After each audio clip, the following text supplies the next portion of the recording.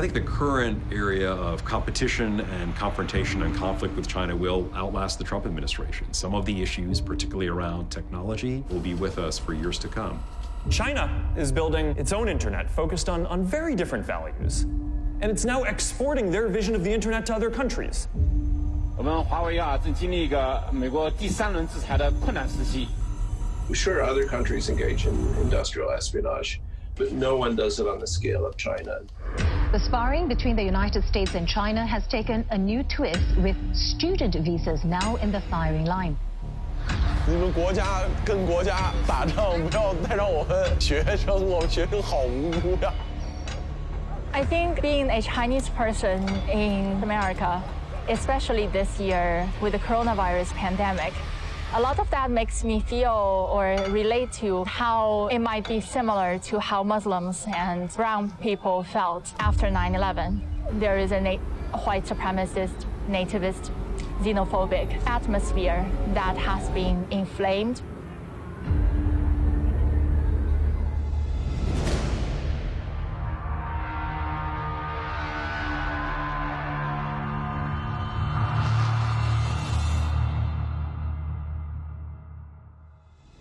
New report that ties the Chinese government to dozens of serious cyber attacks on U.S. banks, government agencies, and other critical industries.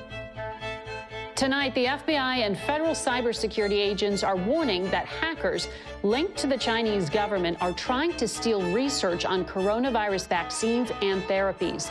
China is calling the allegations groundless. Since the tension in Ladakh escalated, there has been a mega surge in Chinese-sponsored cyber attacks for India, from banks to infrastructure sectors to smartphone companies. China is, of course, denying it had anything to do with the data breach. Well, I guess it's one thing for the U.S. government to say, well, look, this is what is happening to us, etc. But it's not as if the U.S. government is the innocent party in this, is it?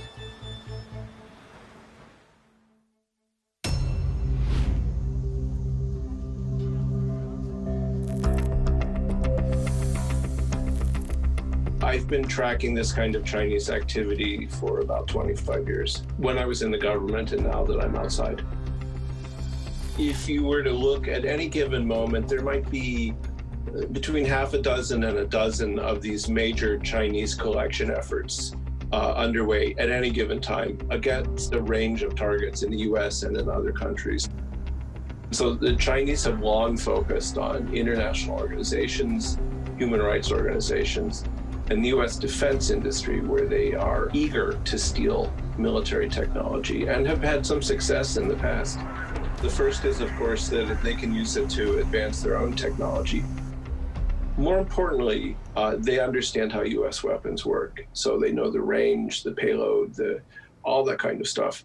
And it's possible that they have interfered with the software that operates these weapons. So you get into the weapon system, like the F-35. The F-35, probably a third of the cost is software. It's really a flying computer, people say that. And if you interfere with the software, the aircraft can't fly, right? So wouldn't that be a good target? Suppose during a conflict, you have 10 airplanes and I can turn off 6 of them. China's rampant theft of intellectual property is real, and that it's not just a problem for the particular company affected, because that capacity to invest and create and protect those property rights underpins the entire innovation economy that we have here in the United States. IP theft is, of course, age-old. The oldest known recognition of IP rights came thousands of years ago in ancient Greece. The Persian rulers of Samarkand stole the secret of papermaking from the Chinese on the ancient Silk Road. And more recently, the British stole the secret of processing tea leaves from the Chinese, a secret that was pivotal to the empire of the East India Company. Industrial espionage is as old as industry itself. Sure, other countries engage in industrial espionage, but no one does it on the scale of China. No one does it against as many countries and as many targets. The difference between now and the cyber age and the industrial age is that whereas in the 19th century, maybe you could steal a book, now you can steal the entire library.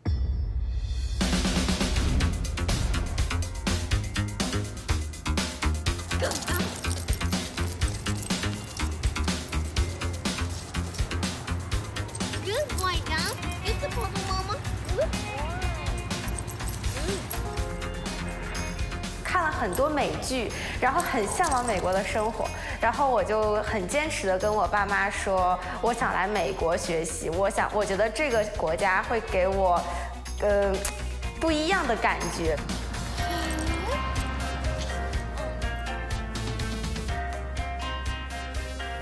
家长有和之前高中的老师沟通过，然后家里人可能让我想接受更好一点的教育吧，然后就把我送过来了。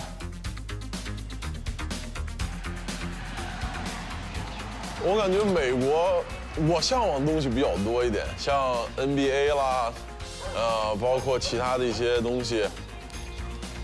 The majority of Chinese students cover the full cost of an American university education themselves, effectively subsidizing the education of their American peers. Professor Ronald McMullen does a little experiment at the beginning of every school year to illustrate this point. I often, on the first day of class in most semesters, will pass around a Ziploc bag full of money. And it contains this year $105 and some change. And I tell my students, every time we have a class meeting, this is what your tuition costs you. So if you are going to skip class for whatever reason, do it for something that you get $105 worth of enjoyment from. And I said, now Iowans only pay 1/3 of this. So thank the non-resident classmates of yours for being so generous to the University of Iowa. Chinese students started pouring into the U.S. after the 2008 financial crisis, when many universities started wooing them for revenue purposes. The financial crisis caused a retraction in state revenues. So at the time of the financial crisis, the University of Iowa received about 50% of its funding from state taxes. And that amount has dropped to about 29% now. So that difference was made up by increasing the size of the university. And also within that, non-residents, so students from Chicago and Shanghai were paying 3 times the rate to come here in tuition than Iowa residents were. Across America, universities adopted a similar strategy. From 2008 to 2018, the number of Chinese students in the U.S. more than quadrupled. China was the largest source of international students to American universities, making up 1/3 of the 1.1 million foreign students there. They generated about $14 billion in revenue for U.S. colleges. And perhaps an even bigger amount in intangible assets. If you think of the United States and China as having the 2 largest economies in the world, that the future connections, the business and commercial connections between these 2 countries really is going to be the most important bilateral commercial relationship in coming decades. And so Chinese students who can speak English and know how American business works can benefit both sides and create stronger bonds of commerce and economics in the future. But as tensions between the 2 countries heat up, Chinese students across America found themselves embroiled in the tussle. The sparring between the United States and China has taken a new twist, with student visas now in the firing line. Beijing has accused Washington of racial discrimination after the visas of Chinese students and researchers were revoked. Chinese who went to the U.S. to study, once seen as a great boon to America, are now often treated as saboteurs or spies. 今年有很多的像大一新生，他们都没有办法来，或者是他们的父母也很不愿意让他们来到美国，然后去学习。The number of U.S. student visas granted to applicants in China came to just 808 in the 6 months through September, down 99% from over 90,000 in the same period a year earlier. 我们来这边留学，不光是单独在这边留学，我们还要每天关注实时的新闻、政策，然后莫名其妙会某一天会出来一个政策，然后打乱你的计划。可能某一天政策来了以后就说，你要被取消掉了你的签证，那我们相当于就没有身份了，然后又回不来，相当于是大学上到马上快毕业了，然后最后又没办法毕业了，所以说很头疼的一件事情。我的签证过期了，但是我在美国当地没有办法去补办。同时，如果我要是回国去 renew 我的 visa 的话，我现在就是需要在大使馆去预约，然后登记。但是这个现在是需要很长时间的。如果像我们这种情况，一旦回去没有及时的 renew I-20或者是 visa 的话，是没有办法再回到美国境内，然后继续完成学业的。学费是普通当地的公民的学费会达到3倍这样的高，但是呢，我们享受的待遇和政策呢，完全就是2个不同的。Being an international student is hard. You're a long way from home, you're from your parents, you're in a country that maybe speaks a different language, has different food, everything's different. And then to have this political pressure on top of that from the government of the United States and the government of China makes it more difficult. 你们国家跟国家打仗，不要再让我们学生好无辜呀。These students are pursuing social science degrees, so they aren't subjected to as much scrutiny as their peers in the so-called STEM fields. Science, technology, engineering, and math students from China risk having their visas canceled over American fears of economic espionage.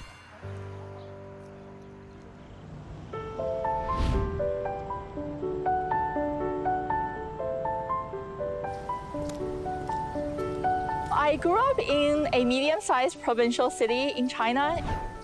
Growing up in the provinces in China in the 90s, there was this conception that the best of China would leave China, whether it's manufactured products or students and young professionals. I arrived in Chicago on August 22nd, 2009. And then the next day, I came here to basically pay pilgrimage to this statue. This is the site of the first controlled self-sustained nuclear chain reaction. So literally, this was where humankind split the atom. And as a particle physicist, it was like where my profession originated from. It's designed by the British sculptor Henry Moore. And Henry Moore was a soldier in World War I. So he experienced firsthand the horrors of war and the use of chemical weapons. It's a very abstract shape, but it has a lot of meaning, right? It looks like a skull in a way, so it invokes horror. This is not a trophy. And it also looks like a mushroom cloud. It was a constant reminder of a scientist's civic duties to think about the social cost of our work, to think about the political implications. So US-China relations is at its lowest point since the establishment of diplomatic ties of the early 1970s. And it's something that horrifies me constantly.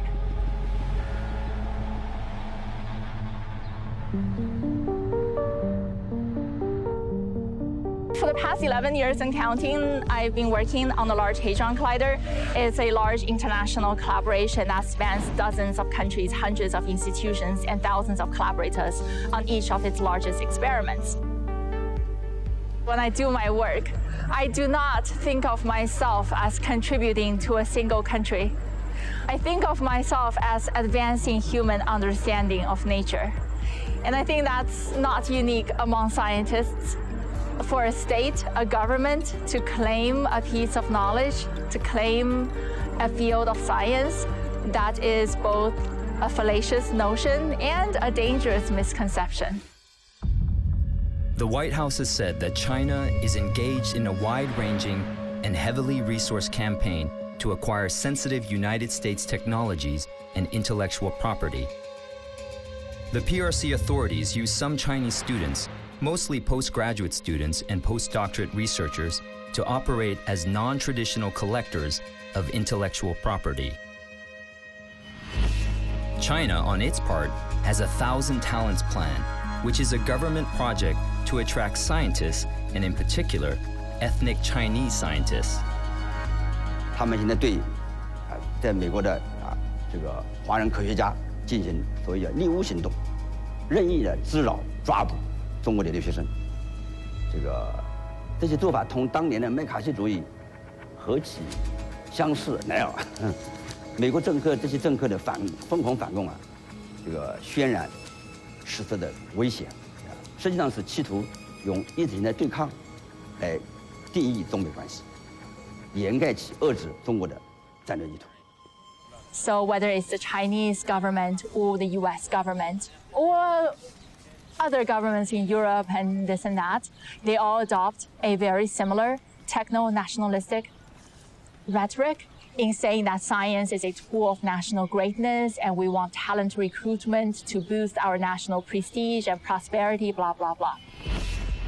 The important question that we need to ask is not how many scientists are in the US, how many scientists are in China, because that is still an attempt of drawing a border around a piece of knowledge and claiming it as being in ownership of a state. I think what the coronavirus pandemic should be teaching us is that nations and human bodies are all porous entities. So no country can enclave itself in a bubble and keep its citizens safe. We really need to be able to stop clinging to these old ideas of citizenship and creed, using these concepts of scarcity to justify our bigotry, to really be able to see and think about community beyond the confines of a state. We inhabit the same planet. We share the same cosmological history, and we are bound by the same fundamental laws of the universe. And our fate are connected on this surface of this planet that is shifting because of climate change. And if we do not have that kind of radical transformation with regards to how we organize our society, we are literally running out of time.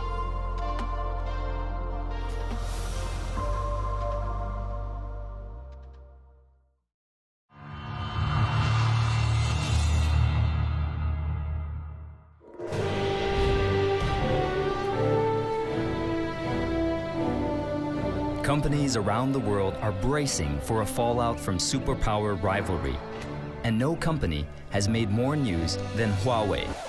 Huawei says that its supply chain is under attack from the United States. Huawei has denied a British report accusing it of colluding with the Chinese government. Despite claims and controversy surrounding the company, Huawei's campus, tucked away at the fringes of Shenzhen City, is an oasis of calm. Inside these medieval-themed office blocks, researchers work on the future of telecommunications technology.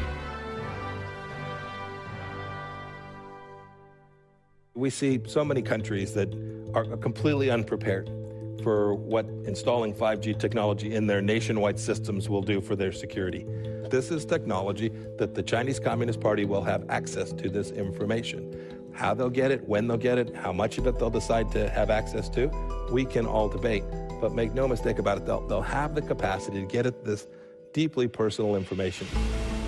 The U.S. has banned Huawei from its future 5G networks, and it has pressured its allies to do the same. Huawei's 5G network products are now banned in countries from UK to Poland to Sweden. Huawei was also added to Washington's entity list on national security concerns. This means the company cannot buy American software without U.S. government approval, which means no more Google Android operating system for its phones.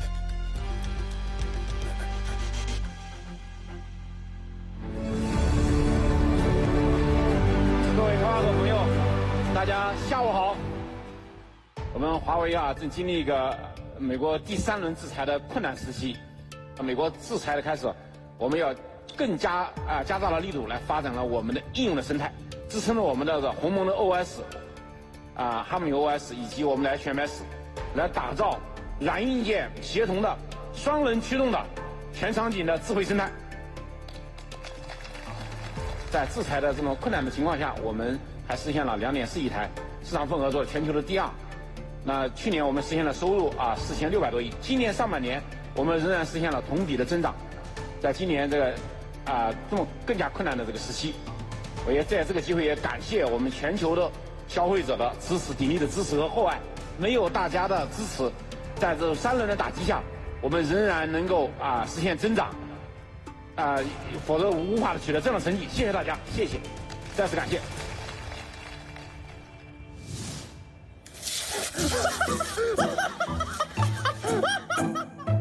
Another company caught in the crosshairs of a tech war is TikTok.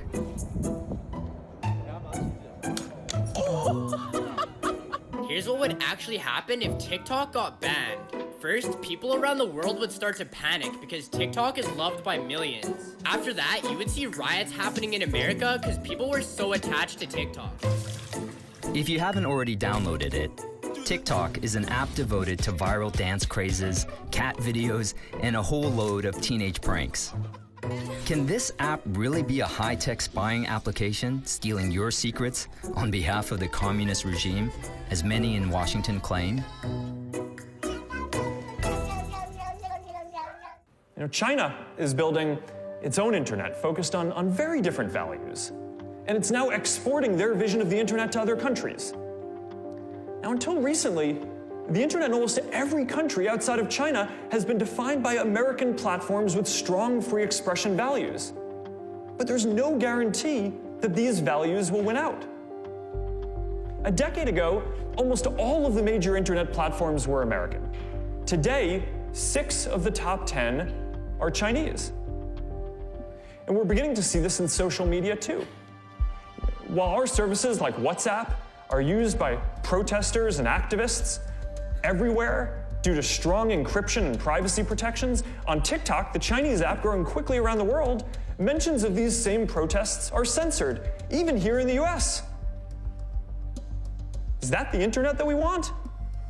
So this question of which nation's values are going to determine what speech is allowed for decades to come really puts into perspective our debates about the content issues of the day. Critics have accused TikTok of scrubbing videos supportive of pro-democracy protesters in Hong Kong and videos critical of the Chinese government's actions in Xinjiang. TikTok has denied both accusations. 前2天我在朋友圈里看到了一幅漫画，就是一条大路，在路口处挂着一个美国的路牌，上面写着“自由市场”啊 ，TikTok 啊这样的企业像个小猪一样，满怀希望，边吃草边往前走。可是他们不知道，当他们走到前面，走到尽头，养着膘肥体壮，等待他们的是什么呢？是山姆大叔拿着一把刀。 准备屠宰他们。我觉得这幅漫画是目前中国在美国的企业处境一个生动的写照。美国政府呢，在拿不出任何证据的情况下，就对 TikTok 进行有罪推定。所以中国网友就说美国当局的这个吃相太难看了这个针对一家民营企业。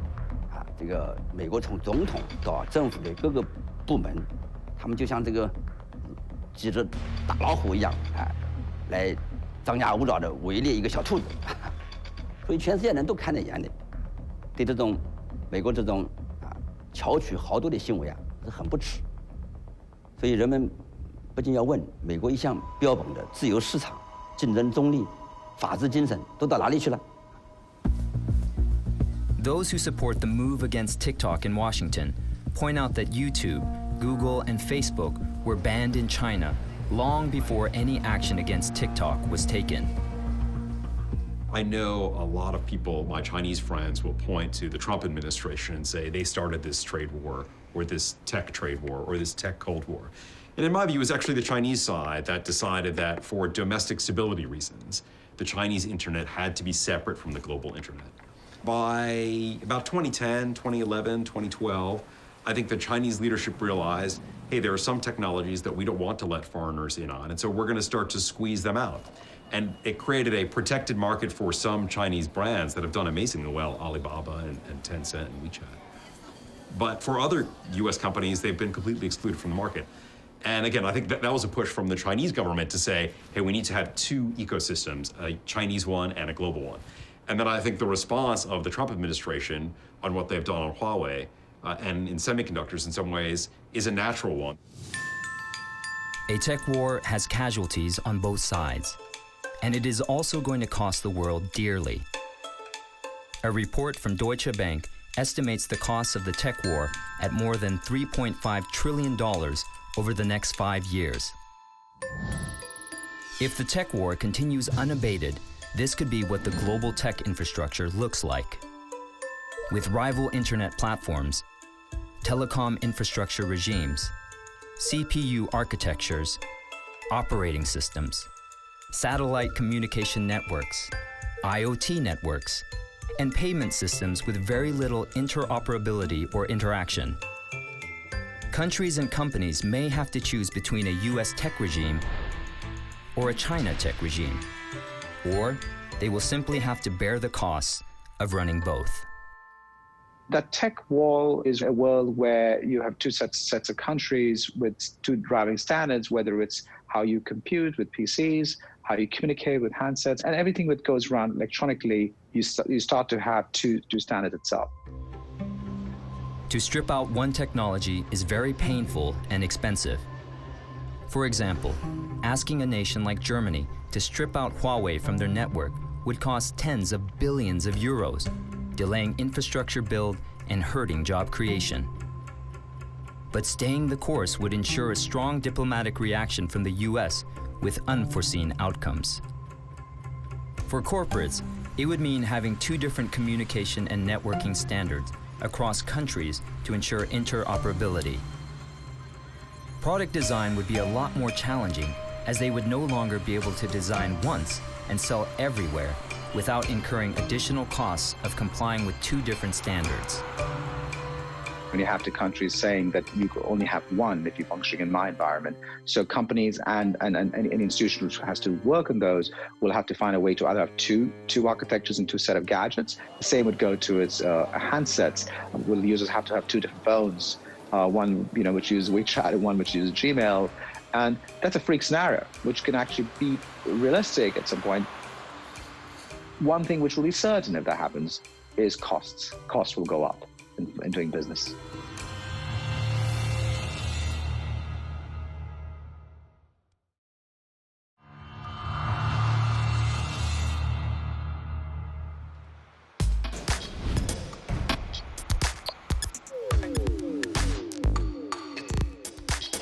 This is Tesla's Gigafactory in Shanghai, built with $1.6 billion in loans from Chinese banks. Construction of this factory started in 2018, and electronic vehicles, or EVs, made here started shipping in December 2019 to the Chinese market. Case in point that proves American businesses, despite political pressures, can't ignore the size of the world's second largest market. China is already the biggest EV market in the world. So for Tesla, it makes sense to penetrate in this market and tap into the purchasing potential of the world's largest middle class. In a way, Tesla has Trump to thank. Due to US pressure, China has allowed Tesla to be the first car plant in China to operate without a local partner. It is wholly foreign-owned, and the plant has paid off well for Tesla. It sold more than 50,000 cars in China in the first 6 months of 2020.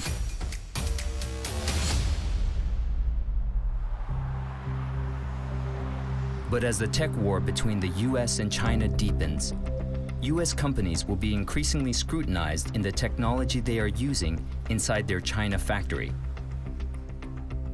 In July 2020, Elon Musk made clear how he would deal with this.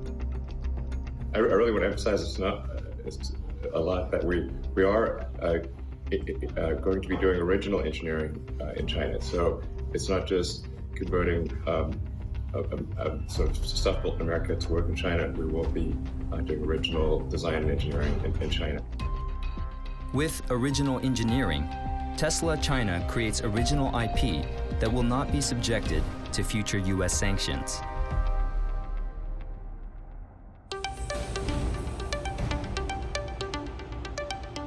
Political risks loom large. Yet scores of American companies, big and small, continue to flock to China to do business. Many of them come to Shenzhen, known as the Silicon Valley of China. Shenzhen, and not New York, was also the world's best performing stock market in 2020. One American company with operations here is Hacks, a startup accelerator from the US that also offers venture funding. Hacks has a portfolio of more than 200 startups from sectors like smartphone devices, Internet of Things, robotic kits, and medical devices. We have our office in Silicon Valley, and San Francisco and Shenzhen actually kind of work together in order to get teams to their next stage of development. So when teams come to Shenzhen, they're often working on their engineering, their technology, and then when they go to San Francisco, they're often working on their business development and getting investment and starting to scale up their business from a financial standpoint.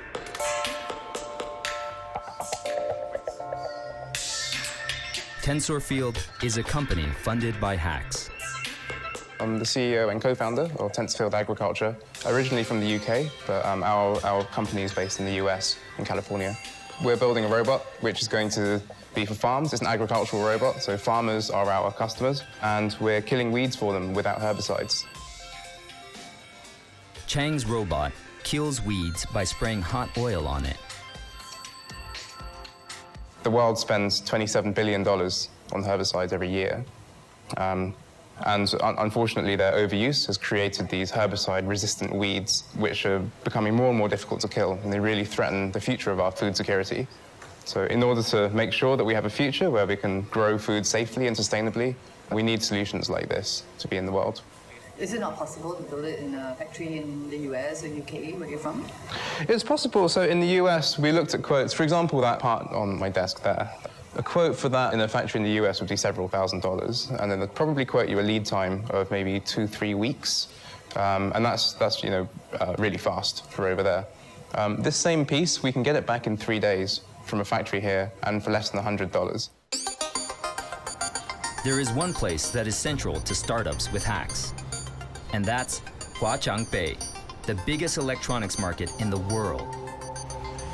We're in Shenzhen, Huaqiangbei, and this is an electronics market here. So yeah, let's go check it out.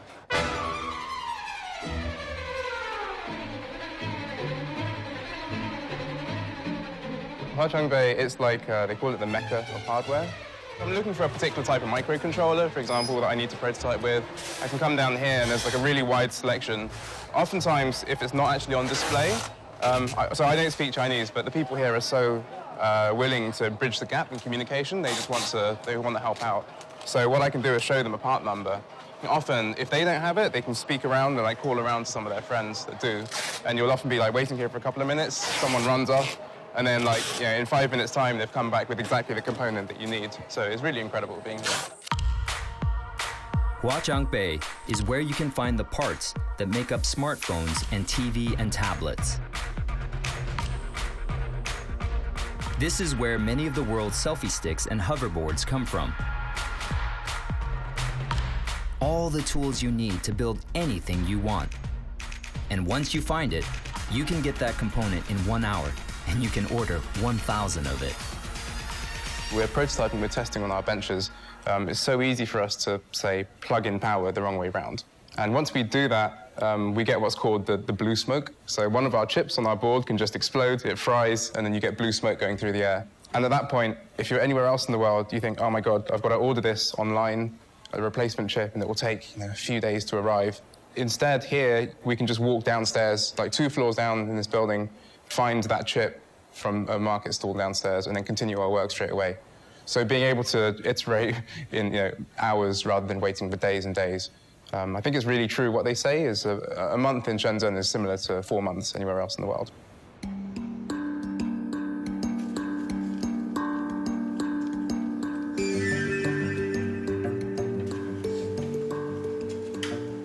Shenzhen, especially from engineering or technical standpoint, it's almost like the center of everything that's made in the physical world. I think within a few hours radius, you have the majority of all the world's electronics, plastics, really anything that's physically made is within Shenzhen's reach. The scale and expertise in supply chain that exists here doesn't exist anywhere else in the world. So ultimately, when we start investing in hardware and products and these types of robotics and IoT, the answer was always we have to be in Shenzhen. Shenzhen is China's intellectual property center. According to the United Nations World Intellectual Property Organization, China accounted for nearly half of global patent filings in 2018, with a record 1.54 million applications, led by telecoms and computer technology. The United States ranked a distant second, with nearly 600,000 patent applications. According to the Chinese media, Shenzhen serves as the home base for more than half of the country's patent applicants. The common misconception of even China is that it's a big factory, right? In reality, there's a lot of expertise, knowledge, understanding. I've lived in the States, and it's a very different feeling, right? If you come here, everybody's just moving as fast as they possibly can. And I would say, I mean, there's always going to be economics up and downs, but the underlying drive that's happening in the culture of China right now is going to continue to advance new opportunities and new growth that I think we're just not even seeing coming yet.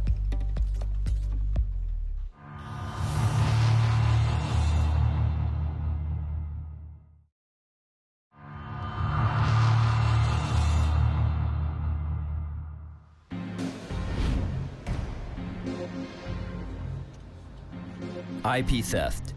It's one of the chief concerns of the US. But is China still a clone factory? In China's manufacturing hub Dongguan, evidence shows that the US campaign to contain China's rise is in fact spurring its industries to accelerate design and invention. An hour away from the Shenzhen downtown is Sivga, a company making headphones. You may not have heard of them, but Sivga has had rave reviews from audiophiles in Europe and the US. Their headphones feature handcrafted wooden ear cups and intricately detailed metal grills. The man behind Sivga is Zhou Jian, who has done work overseeing production for global brands like Sennheiser, Sony, and Bose for 17 years. 我接触的这个客户给的案件很多。这其中有很多都是国外提供的那个客户提供的那些 idea， 因为我觉得发现他们的 idea 总有很多的特点，令我很震撼。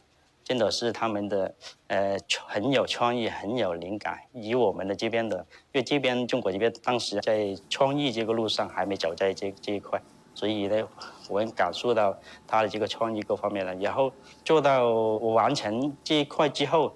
然后我是慢慢的去积累啊，然后吸收啊、消化，看看他们其中的特点啊、优点啊，我能不能如果是我来做的话，我能不能在这个基础上，我会把它做得更好，会去超越它，或者再创新一个更好。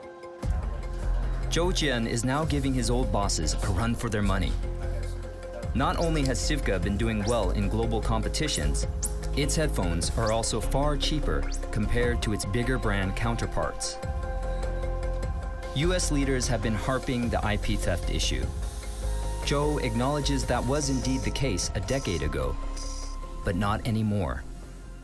10年之前吧，在中国很多有一大部分都是在这个山寨高仿这样的一个过程，因为每一个国家也好，公司也好。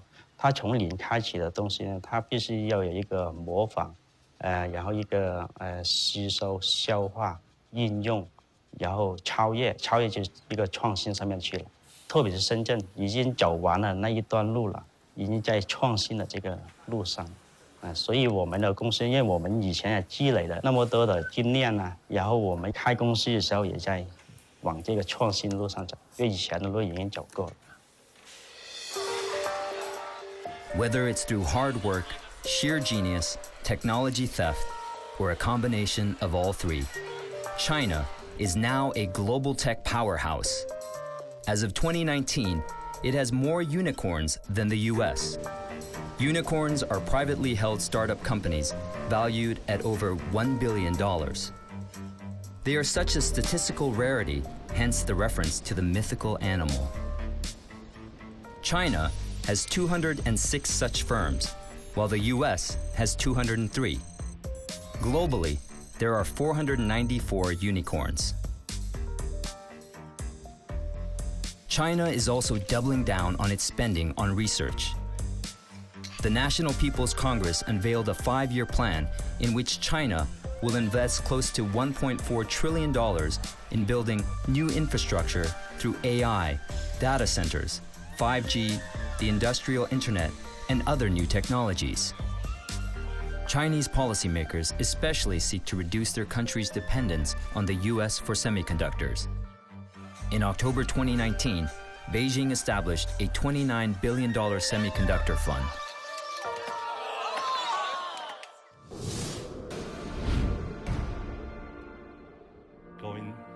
David Li is one of the men in Shenzhen most interviewed by international media.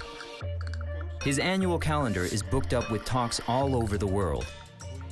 He runs Shenzhen Open Innovation Lab, which is an incubator space, and he is the go-to person on anything about the tech business in Shenzhen. Here's a picture. I'd like to get started with the talk.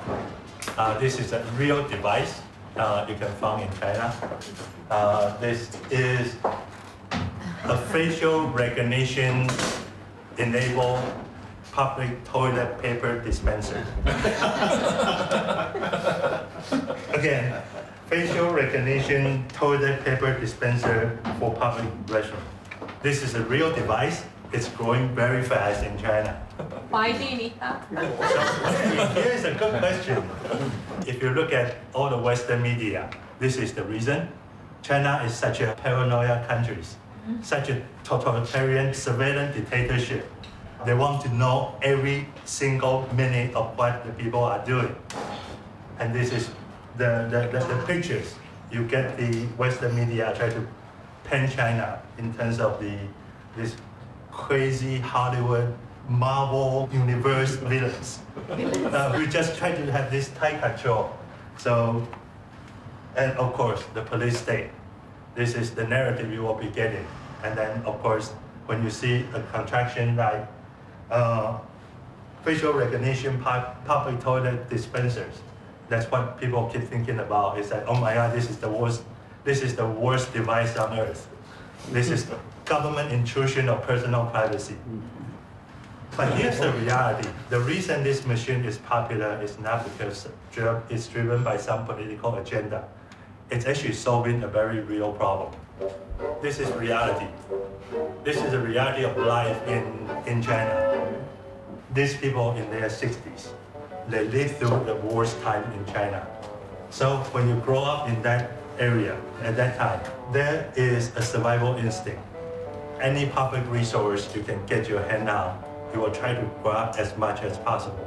And when the facial recognition becomes viable, it becomes the most intuitive, the most natural way to solve this problem.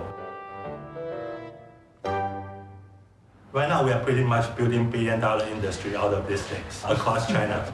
It's a country of 1.4 billion, so we got a lot of public bathroom. The facial recognition toilet paper dispenser is just one of a huge range of AI tech widely adopted in China today. AI is being used to control traffic in hundreds of smart cities. It is used in factories, in restaurants, at ports, and in data centers. And the US alleges that AI is also being used in Xinjiang to suppress Uyghur minorities. China is fast closing the technological gap with America. And though it may not match US capabilities across the board, it will soon be one of the leading powers in AI. Here's why, according to David Li. China is going to win in terms of the AI war, it's not because there's a better research here. It's not because there's a more cutting-edge technology here. It's China is one of the best places to experiment with AI without prejudice, without any kind of philosophical discussions. Do it. If it works, people buy it. That's a reason for it to exist. If it doesn't, then the system dies. So right now there are literally tens of thousands or hundreds of companies around China taking mature AI technology and try to make application out of it.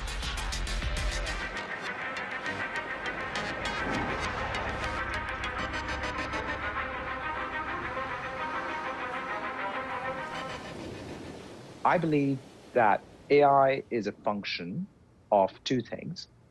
It's essentially is fancy statistical science, which has become relevant in the last few years because of, one, the availability of data, big data globally, and second is essentially the linearity of Moore's law, how fast and how cheap it is to process things. So I think the crux here is not AI. It's data as well as speed and how you process it. And China has an advantage in data, definitely, but the US is leaps ahead in semiconductors and quantum computing. And I think that's the way you have to measure this.